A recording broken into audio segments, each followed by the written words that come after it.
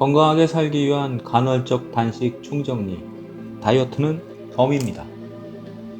건강하게 살려면 최우선적으로 무엇을 해야 할까요? 중년 이후의 건강한 삶, 행복한 삶을 위해서 꼭 해야 할 것은 무엇일까요? 지금까지 최저 20년 이상을 살아온 성인의 몸에는 나쁜 노폐물들이 살아온 세월만큼 쌓여 있습니다. 이러한 노폐물들은 각종 크고 작은 질병을 일으킵니다. 그러므로 꼭 그 노폐물들을 몸 밖으로 배출해서 몸속을 깨끗하게 정기적으로 비워야 합니다. 그렇게 해야 건강하고 그리고 행복하게 잘 살 수 있습니다. 몸속을 정기적으로 비울 수 있는 가장 좋은 방법은 바로 오늘 말씀드릴 간헐적 단식입니다. 40대 이후의 중년에게 무리한 운동으로 다이어트를 하는 것은 정말 힘듭니다. 오늘 말씀드릴 간헐적 단식은 가장 최적이며 효과적인 다이어트로 정말로 좋습니다. 간헐적 단식을 함으로써 얻는 효과는 어떤 것이 있을까요? 크게 세 가지로 나눌 수 있습니다. 첫째로, 간헐적 단식은 마음껏 먹고 살 빼는 착한 다이어트입니다. 간헐적 단식은 장기간 굶을 필요 없이 단기간 내에 체중 감량의 효과가 나타나는 장점이 있습니다. 사람이 살아가는 데 필요한 에너지원은 대부분 탄수화물에서 충당합니다. 하지만 24시간 굶으면 우리 몸은 지방을 에너지원으로 사용하기 시작합니다. 단식이 다이어트 효과를 거두는 것도 바로 이 때문입니다.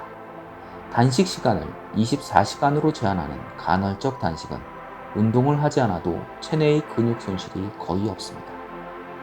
하루 이상 굶는 장기 단식은 별도의 운동을 병행하지 않으면 근육 손실이 일어나고 결국 요요에 시달리는 경우가 대부분입니다.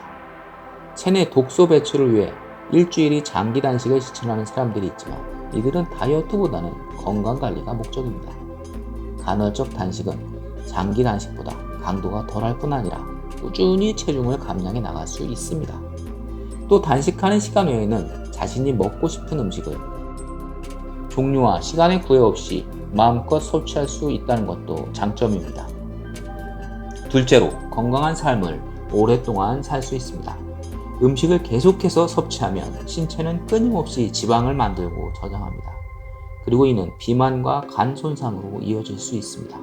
단식을 할 경우 체내 만성염증 반응이 줄어든 것으로 나타나는데 이는 암과 뇌졸중, 심장질환 같은 다양한 질병의 위험이 낮아지는 것을 의미합니다.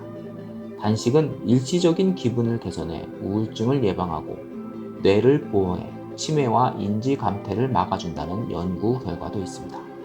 실제로 단식을 실천하는 사람들은 음식을 먹지 않으면 예민하고 피곤하고 짜증이 날 것이라는 일반적인 예상과는 달리 긍정적이고 차분한 마음 상태를 느낄 수 있다고 말합니다. 또한 치매나 노화와 관련된 정신적인 감퇴를 막아줄 뿐 아니라 기분도 개선하는 것으로 알려져 있습니다. 셋째로, 독소를 배출하고 병든 유전자를 치료합니다. 알레한드로 융거 박사는 우리 몸이 음식을 에너지로 만들면서 발생하는 노폐물을 몸 밖으로 내보내지 못하고 계속 축적하고 있다고 주장합니다. 이는 쉼없이 먹는 것이 주요 원인이라는 것이죠. 우리 몸의 해독 기능이 저하되어 몸속에 쌓인 독소는 만성 피로와 염증을 만듭니다.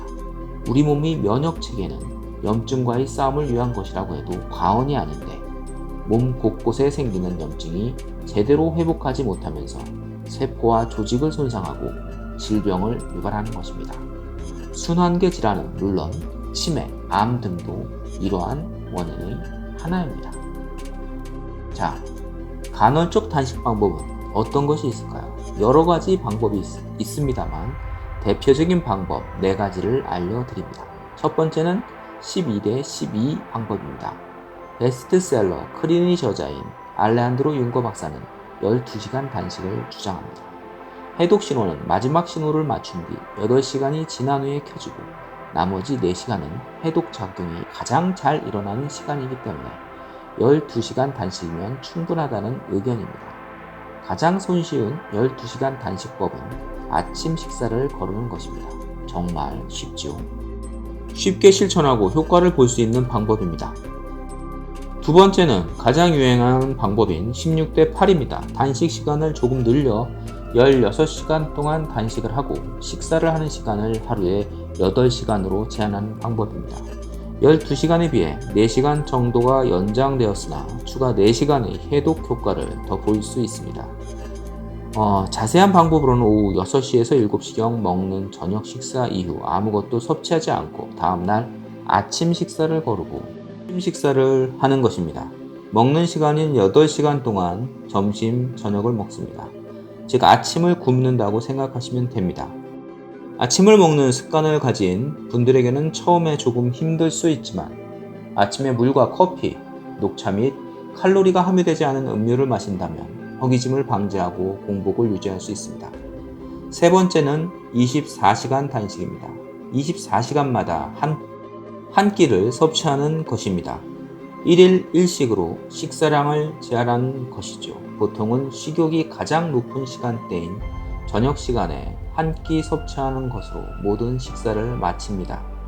24시간 단식은 이점이 많습니다. 식사를 완전히 거르지 않고 한 끼를 먹기 때문에 약을 복용하거나 영양제를 섭취할 수 있습니다. 이 때문에 단식 과정에서 발생할 수 있는 영양 결핍에 대해 걱정할 필요가 없습니다.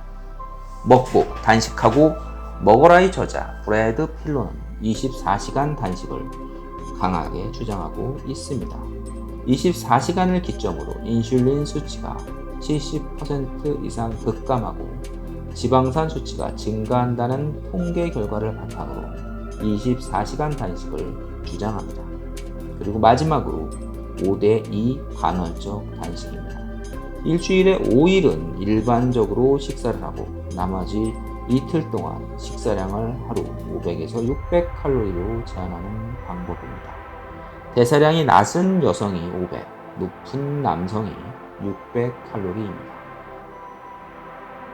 식사량을 제한하는 요일은 붙어 있어도 되고 떨어져 있어도 됩니다. 식사량을 줄이도록 하는 날에 500에서 600칼로리의 작은 식사만 허용됩니다. 참고로 5대2 단식을 비판하는 사람도 있습니다. 아무런 과학적 근거가 없다고 말이죠. 하지만 소화계에 휴가 시간을 준다는 것만으로도 단식의 효과를 일부 누릴 수 있습니다. 많은 사람들이 또 그렇게 체험기를 전하기도 하고요. 추가적인 장기간의 단식의 방법도 있으나 여기서는 간헐적 단식의 대표적인 4가지만 알아봤습니다.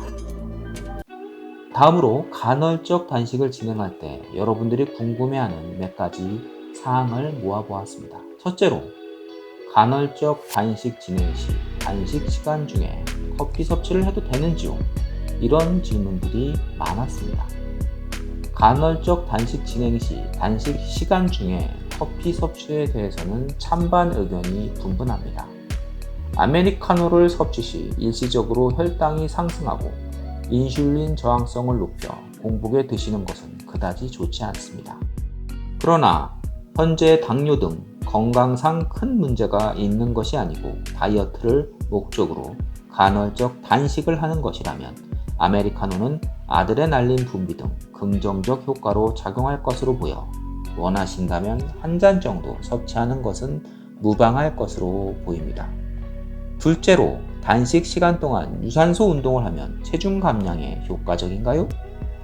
단식을 하면 혈당을 소모하고 지방산을 태울 준비가 된 상태가 됩니다. 이러한 상태에서 유산소 운동을 하면 더욱더 효과적으로 지방을 더 많이 태울 수 있으므로 체중 감량에 좋습니다. 그러나 충분한 근력 운동도 같이 해줘야 합니다.